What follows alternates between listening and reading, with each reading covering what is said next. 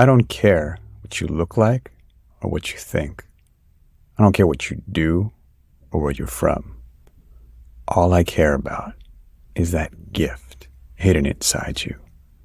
And all I want to do is help it come alive.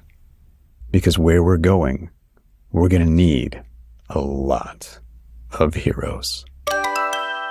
For the record, 10,000 Heroes is brought to you by Momentum Lab.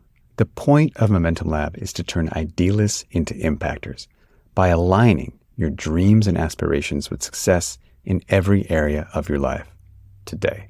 Momentum Lab is like a playground for your highest self. We take your dreams seriously and help you remove any blocks to realizing them. We do this through courses, virtual events, in-person events, and our signature year-long accelerator. To join our world, engage in dialogue, meet up in person, and just blow your mind, sign up at MomentumLab.com. Hey everybody, and welcome back to another episode of 10,000 Heroes. I'm your host, Ankur Shah-Delight. And today's episode is a little bit risky for me. You might end up hating me after this because we're talking about abortion, which is something that is just incredibly divisive. And what I'm trying to do with this is bring some healing and some integration to the space. But it is kind of a bold move to start with this issue. In my defense, it was what Jeff Salzman wanted to talk about, and I'm down to do whatever Jeff Salzman wants because he's just so awesome. So this is his take on it, and it's a take that seems eminently reasonable and respectful to me, and it's what I'm trying to do these days when I look at these divisive issues, is to see if I can find the fragments of myself on all different sides of the issue. If I can relate to the deep needs, as Uncle Marshall would call it, from all of the parties involved. And so in the integral world, of course, they have these three camps they've outlined of the traditionalists, the modernists, and the postmodernists, and that's a fine way of looking at it. But even more generally, it's just like if we can look and see what everyone is hurt by in this issue, or what everybody needs, if we're going to think of or propose that there is a solution possible, I think it's got to start with that step. So that's what we're trying to do here, and I'm trying to get Jeff to tell me what every camp can learn from the other camps. And of course, we want your feedback. We want the hate mail on this one, for real. But the hate mail with love and understanding. All right, let's do it.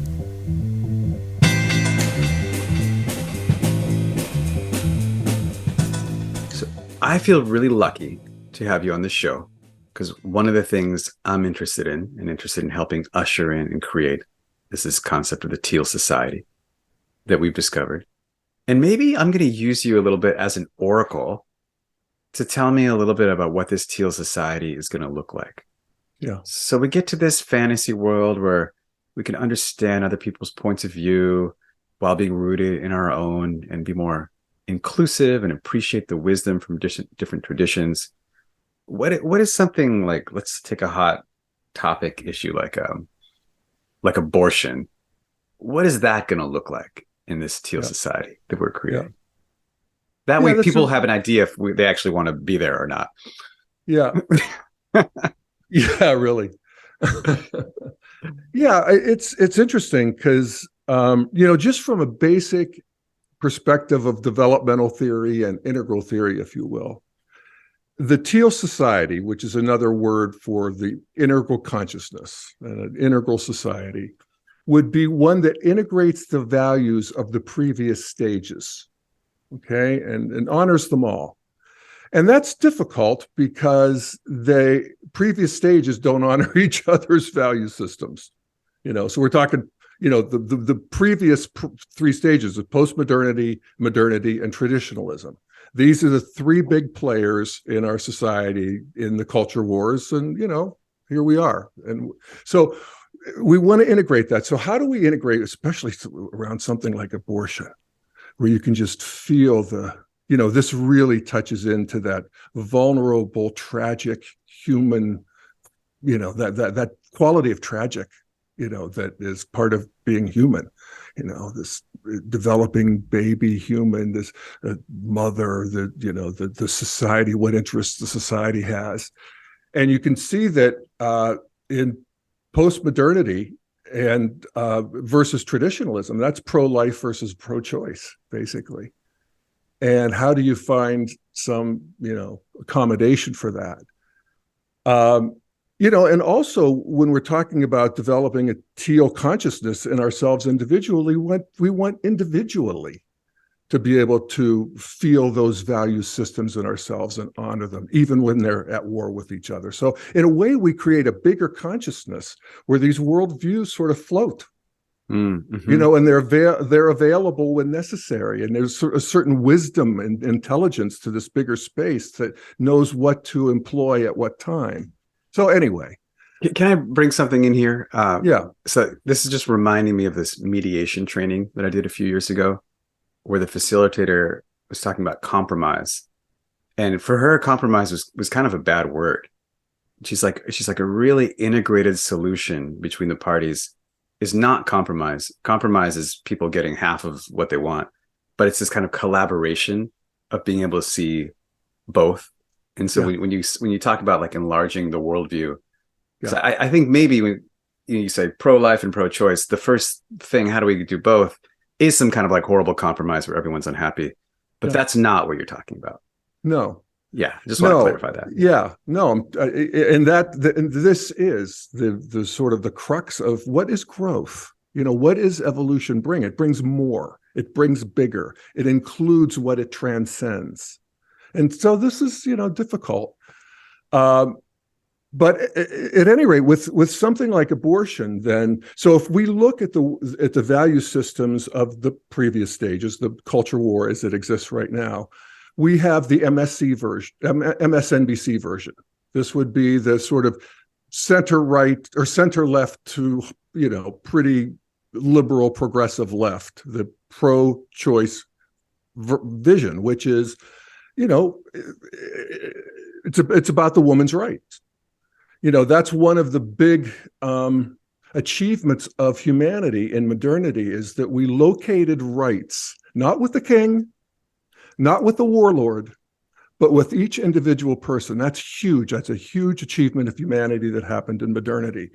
And it's just like falling off a log for us. We all believe it. I mean, it's built into us.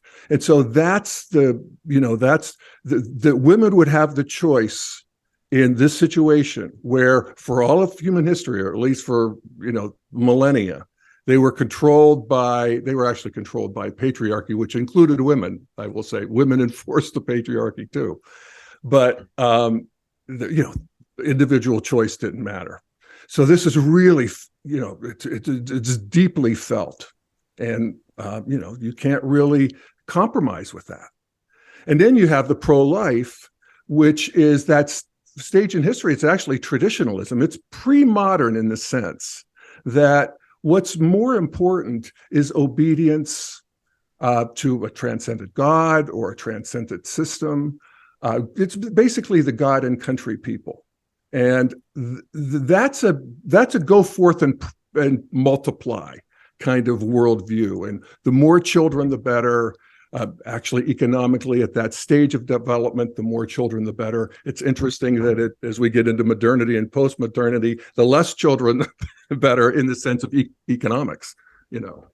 So we have these two worldviews, and as the culture after World War II moved into a more solid modernity, if you will, not only modern in terms of technology, but the modern in terms of our interiors. Then this idea that women would be controlled in this way, that there'd have to be back alley abortions, that women would have to be saddled with children, that it was just completely dysfunctional, that was no longer acceptable. And so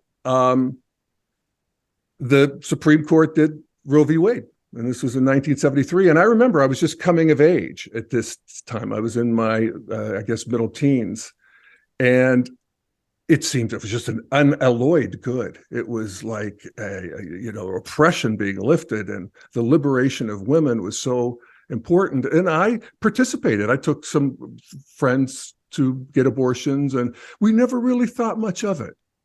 It wasn't, it was, This was getting rid of some cells. This is what modernity does. It basically, if you think of pre-modernity, traditionalism, it's like Ken Wilber said, we move from a world where God is everywhere. People are saturated in religion to a world where it's nowhere. Yeah, just atoms and jarring. cells and tissues. It's a bunch of cells, and so we move on. Well, there's some people who never moved on. And of course, we become polarized around that. And welcome to the culture war. And of course, abortion has been one of the great engines of the culture war, simply because it seems like there is no compromise. I mean, talk about the difference between compromise and just a new integration. There is no compromising here. It's either one or the other. And except that, and this is, God bless humans. We sort of sorted it out. The de facto state of abortion a year before the Dobbs decision was that it was pretty easy to get in the first trimester. It was harder in the second and very hard in the third. It had to be life of the mother or some sort of extenuating circumstance. And that kind of was an uneasy sort of truce. And although Roe v. Wade had no restrictions whatsoever, you could get a third-term abortion in terms of the legality. It was, hard to find a doctor to do it, but that happened. But things settled down. People got into they sort of lived with that de facto trimester thing. And then now with Dobbs, that has been, that's struck down so that it's basically a free-for-all for the states. I'm not sure that's a bad thing. I'm not sure that the decentralization of the culture war to the states may not be a good thing. It's like in Mississippi, 80% of people are pro-life. In New York, California, I don't know what the numbers are, but they're probably roughly switched. It's not the worst thing that there should be, it's like, I think a good approach to this would be along the lines of what Steve McIntosh wrote in his Real Clear Politics article. And he's the head of the Institute for Cultural Evolution. It's published on there too. But it's basically that we should be moving towards a legislated, grand, if you will, I don't know, compromise is the right word, but it would be a little bit like gay marriage. Gay marriage was brought into fore, what was it, 6-8 years ago, by the courts. Maybe it wasn't even that long ago, Obergefell. And of course, I celebrated it. I'm a gay guy. I was like all for it. But, it's not really as good. And it's not really the way things ought to go that a bunch of justices would say this. And in gay marriage, we've had now the Congress has approved gay marriage. And that's the idea of abortion. It's taking the judicial fiat and replacing it with, some sort of a grand scheme for the nation.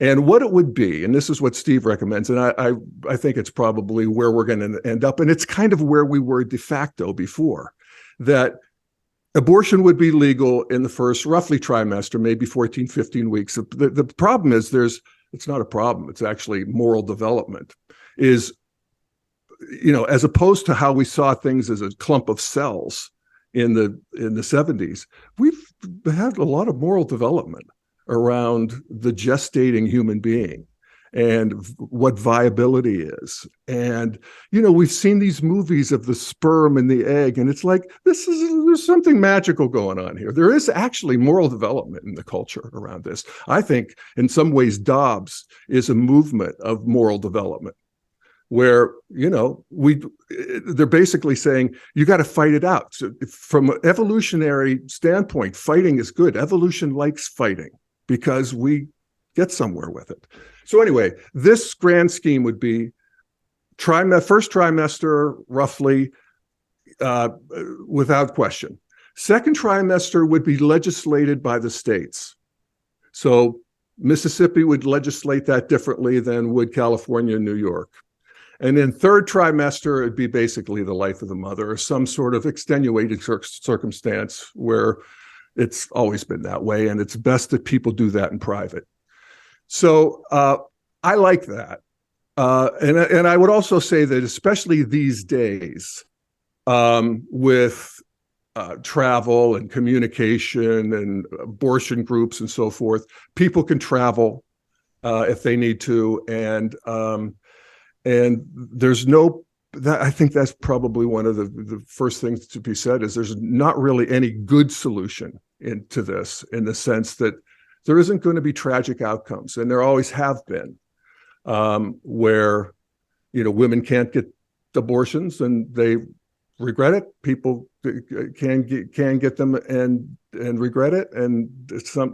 I have friends in all of those categories, and it's like one of my closest friends. She's like, "Thank God abortion wasn't legal, because she would have done it in a heartbeat." And she has two beautiful sons.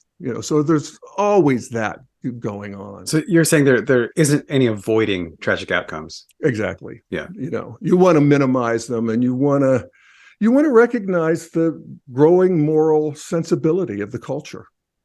And also, if we're going to have this teal culture, we actually have to accommodate this, not just the people, but the worldview. Yeah, that's the part I want to highlight, because more than just like your perspective as Jeff Salzman, your perspective as the ambassador, you've like delved into this Teal Society a little bit more than we have. The point is that the people in like my personal culture of like a very rights focused, a very like woman focused culture, like the household I grew up in, like incredibly pro-choice. There's something that's missing there. Yeah. Like there's something for us to learn from the people that are like super into the God stuff. Yeah. Can you like what is that? So it's not about placating the people that are with the pro-life signs. No. It's like what is the key insight that we were missing from 1973 to now that maybe we could, all of us could have access to? Okay, you ready? Mm-hmm. That the world is enchanted. That there's something going on here. That we are expressions of capital L life. We don't have to attach a myth of Jehovah and these traditionalist myths are all great portals to this truth.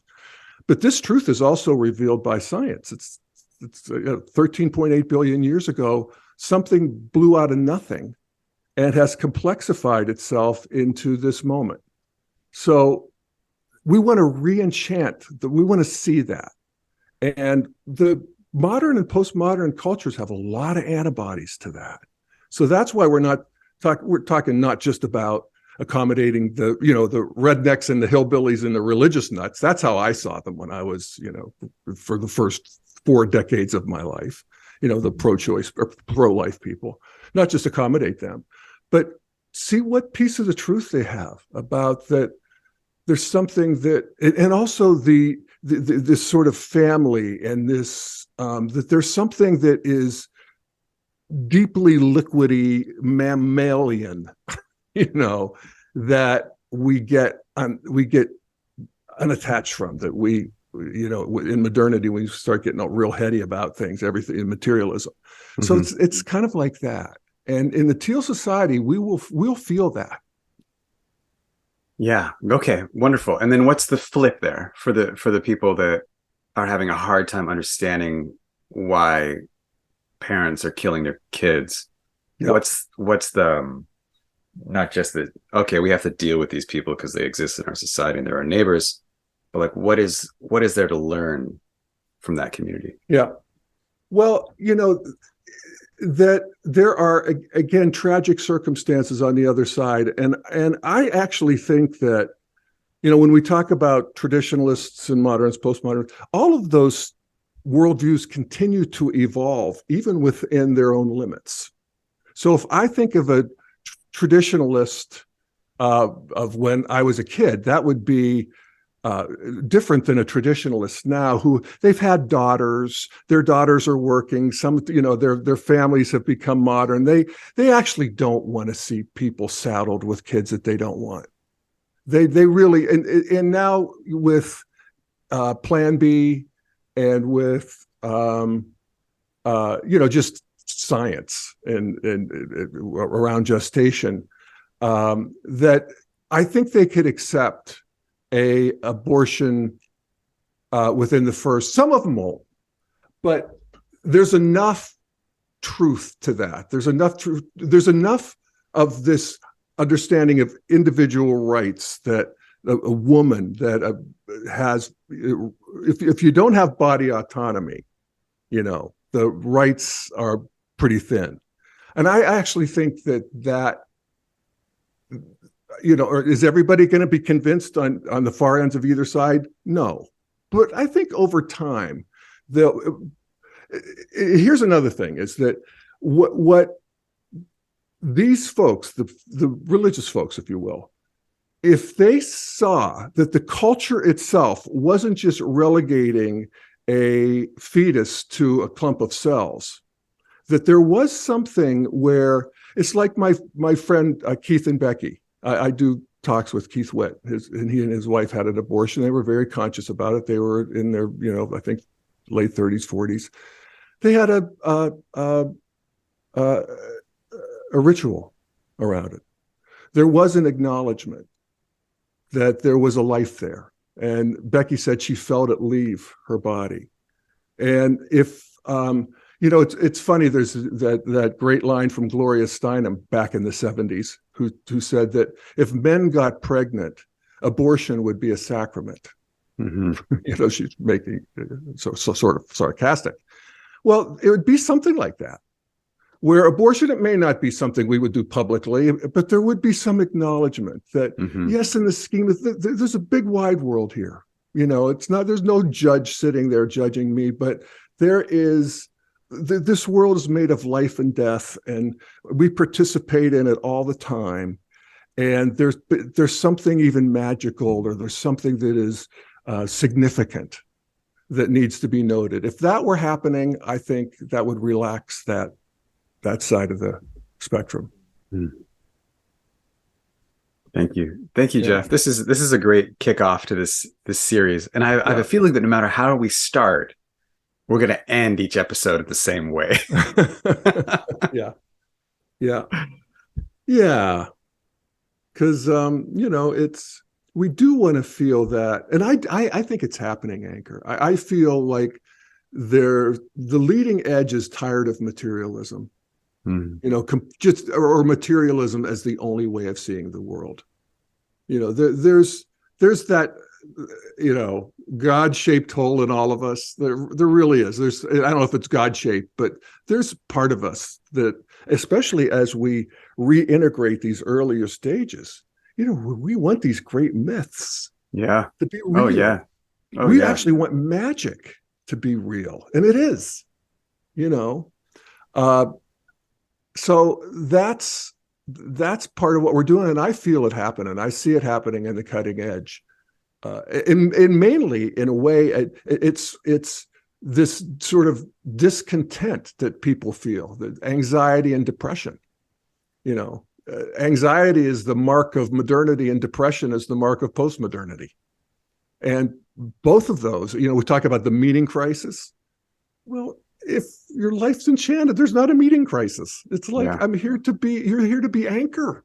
Okay, so next time, I want to read you a passage from Martin Luther King that I read the other day, and I just found mystifying, because really, it's clearly he's living in this enchanted world. Yes, that I want to live in, but I don't.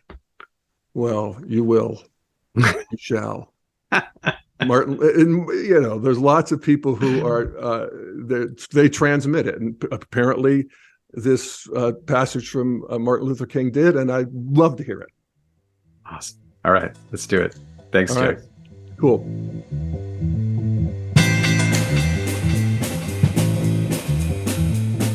Hi everyone, this is Martin's son. producer, editor, and sound designer for the 10,000 Heroes Joe. I just wanted to take a minute to thank our guest for joining us, and also thank you for listening. 10,000 Heroes is brought to you by Momentum Lab. This is the team. Pierre does our artwork, DJ Plainview composed our theme music, and I handle all the editing and sound design. And now, we are closing down this episode with a word from our main sponsor, who also happens to be our host, Anchor. Hey everybody, thanks again for listening. If you like this episode, there's two things I want you to do. One, introduce me to the most inspiring person you know so I can have them on the show. And two, take the next step towards us hanging out in person. Maybe that's signing up for the newsletter. Maybe that's attending an upcoming in-person or virtual event. What I'm trying to do here is destroy the basic one-to-many nature of this medium, podcast, entertainment, and replace it with something that actually builds connections between people, the beloved community, getting closer together, understanding each other, one conversation at a time. So, join me.